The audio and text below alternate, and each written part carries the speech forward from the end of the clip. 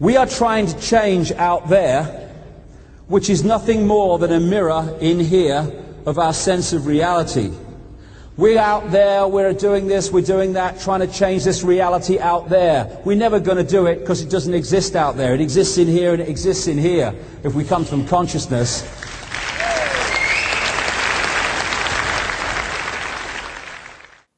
Hello everyone. This episode is very much a continuation of the previous one, where once again I'll be looking at the concept of conspirituality. In the last episode I mentioned the term conspirituality, a contraction of conspiracy theory and spirituality, comes from a 2011 paper by Charlotte Ward and David Voas. I also proposed that these two areas have been intertwined with each other since time immemorial. In this episode, I'm going to explore the different ways this manifests. As promised, I will offer myself up as a subject for examination, laying my own conspirituality out on the table to be poked and prodded. In many ways, I am a child of conspirituality, becoming interested in both areas at almost exactly the same time, with the spiritual ever so slightly preceding the conspiratorial. David Icke's book, The Biggest Secret, played a substantial role in my introduction to both areas. With spirituality, I initially read broadly, wanting to gain a sense of the entire landscape. I investigated all sorts of yogic and qigong exercises, as well as a plethora of different meditations. As the years went by, I found myself naturally gravitating in certain directions. I was drawn to the simplicity of the self-inquiry practice of India's Vedanta school.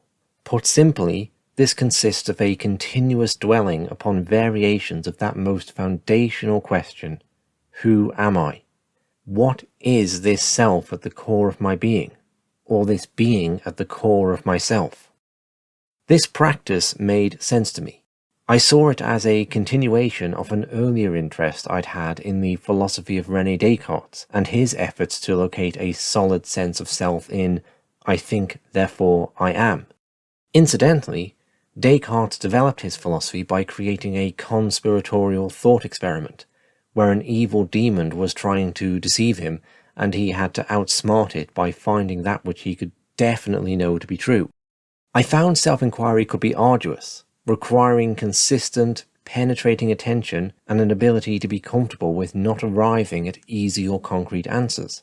I had to resist the temptation to palm myself off with glib platitudes about being one consciousness, nice as that might sound. Instead, I sought to stare into the depths of my being and embrace the mystery to be found there. Questions of identity also require a level of comfort with paradoxes. How is it possible to look at the thing that is looking? Furthermore, for this process to be holistic, there must be a willingness to acknowledge aspects of our psyches we really aren't comfortable with and would rather keep out of sight. Self-inquiry involves turning the arrow of one's attention around 180 degrees to peer back within. When that arrow resets to once more look out upon the world, it seemed natural to me to maintain that same sense of inquiry, of deep looking. In doing so, it became abundantly clear to me that, just as we have illusions within, they also exist in the world out there. Surface understandings give way to a deeper and more complex story. Whether it's what the nightly news tells us about terrorism, global warming, or economic policy, it is my opinion that our cultural myths are consistently and demonstrably untrue. At best, they are a simplistic facade covering complexity and nuance. At worst, outright lies. Through applying this process of deep looking, I came to embrace a conspiracy position as being broadly correct. Whilst I've explored the nuance of this in previous episodes, it's abundantly clear to me that we still live in an age of empires, that intelligence agencies work hand in glove with terrorists, and the Green Movement is co-opted as a cover for neocolonialism, all points conspiracy theorists would typically embrace. Conspiracy, however, much like spirituality, is a broad church, containing people who are chalk and cheese to each other.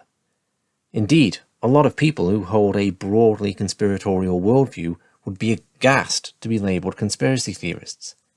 In much the same way, a lot of people involved in Advaita Vedanta or Zen Buddhism may not relish the term spirituality, with all the fluffy New Age connotations it contains. On the occasions I've attended conspiracy theory events, I've met some very interesting people.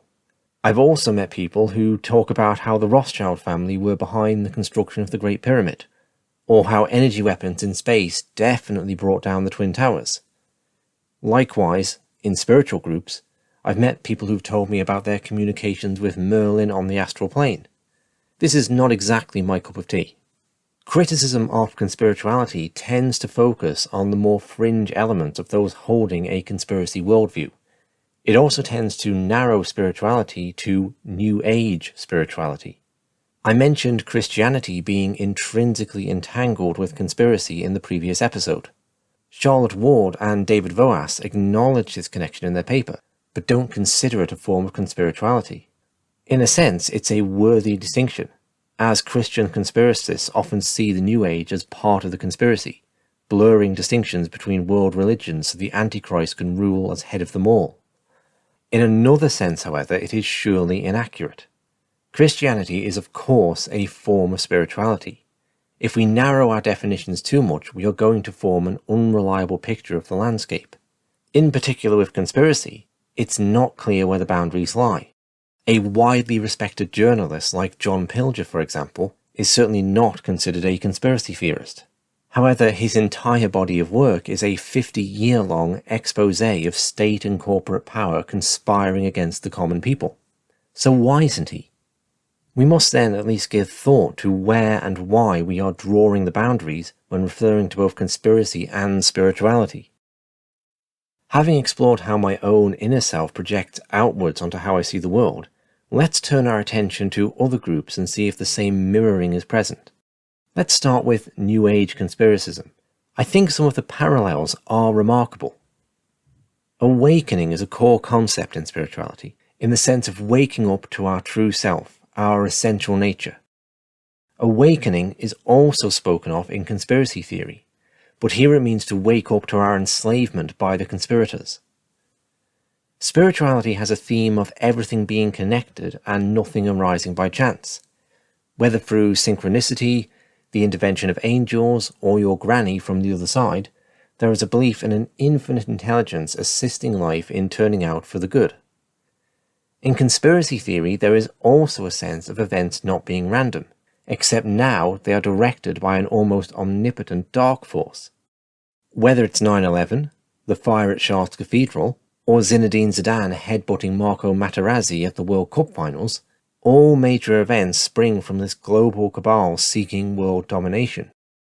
Spirituality has a sense of a global telos. The world is moving towards a great awakening where we will all realize our essential oneness and live happily ever after. This tipping point always seems to be just around the corner.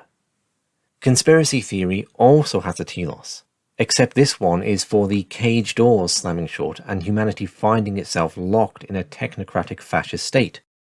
Again, this is something we are always teetering on the brink of. Spirituality often embraces otherworldly beings, angels or spirit guides. Conspiracy mirrors this with demons or reptilians from the lower fourth dimension. And finally, in spirituality there is a concept of an initiatory myth. The idea that raw truth is too hard to grasp, so instead a symbolic story about that truth is presented. There's no corresponding concept in conspiracy theory, but the theories often do serve this purpose. I explored this in episode 2 of this series, where I suggested David Icke's stories of reptilians are a kind of initiation myth that breaks a person out of their existing paradigm and allows them to see the world with fresh eyes. It appears then that a segment of conspiracy theory reflects a segment of spirituality in a dark mirror, with all that is good becoming bad. Why is this? Is it a coincidence? Are the parallels not really there? Am I constructing them artificially?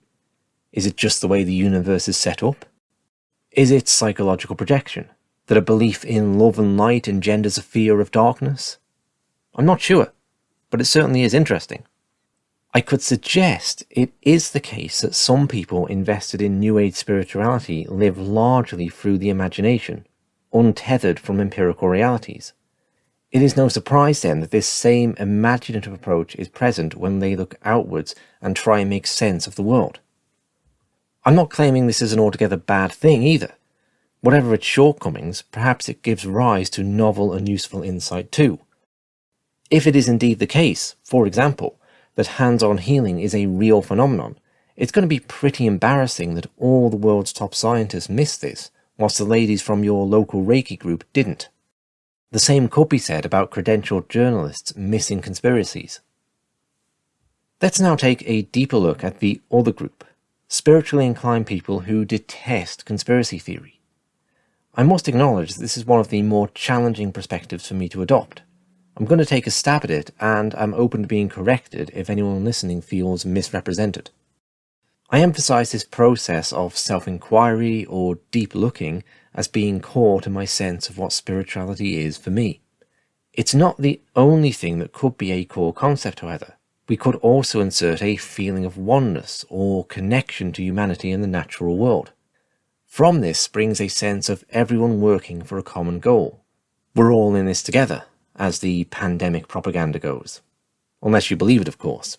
Then it's a statement of solidarity. A lot of people I've met who have adopted this ideology have been very nice, kind human beings. They don't necessarily have vast chasms of darkness lurking within them. This is obviously not a bad thing, but nice people can struggle to recognize deception and malice. It's hard to see in others what doesn't exist within ourselves. Indeed, there was a research paper some years ago that looked at this issue. A Dr. Karen Douglas observed that people who were more open to engaging in conspiracies themselves found it easier to believe they were going on. Squeaky clean people tend to have a "they would never do such a thing" attitude.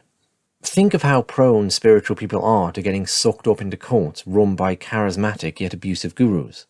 I would propose this is, to an extent, the shadow of niceness, or even the shadow of oneness, of being so out of touch with one's own darkness there is no ability to see evil lurking behind a beautiful yet deceptive mask. How could that same naivety not transfer over to a political level? I don't exempt myself from this naivety, I struggle with it too. I recently listened back to an interview I conducted a couple of years ago with psychotherapist Fran Chua. Fran is active within the 9/11 Truth movement and has authored a series of excellent articles on the United States imperial history. I quizzed her about the challenges of understanding the psychopathic mindset. It's really interesting for me to listen back to that conversation. I can hear myself struggling to come to terms with the existence of such people, to enter into their perspective. In the time between then and now, I have made efforts to challenge my perceptions. I've read books on psychopathy and biographies of people like Mao Zedong or Francis Papadoctavalia. It is certainly a virtue to recognize our own capacity for evil. Born in a different setting, perhaps we would have traded slaves or gone along with the Nazi regime. It is also a virtue, however, to recognize that some people function in a fundamentally different manner from the rest of us. Ideas of oneness mean nothing to them. They are locked out of experiencing empathy. They will, however, adopt the language of such things to dupe the gullible into giving them power. I'm not levelling this criticism at just anyone who doesn't view the world through a predominantly conspiratorial lens. It's perfectly reasonable to look at events arising in the world as being the product of structures and incentives more than conspiracy. I am reserving it for those who shriek with horror at the mere mention of such conspiracies. Those who absolutely cannot entertain the possibility that state actors have significantly divergent goals from our own, and are willing to manifest those goals by any means necessary. At the risk of being repetitive, again, I advocate pluralism. Thank you very much for listening. At the time of recording, I'm working on a further episode for this series looking at how conspiracy theories are employed perversely to justify imperial expansion. I'm also constructing a new series stepping out of pure philosophy and more into the actualities of history, looking at the role of empire through the 20th century. And so, I'll hope you'll join me for those.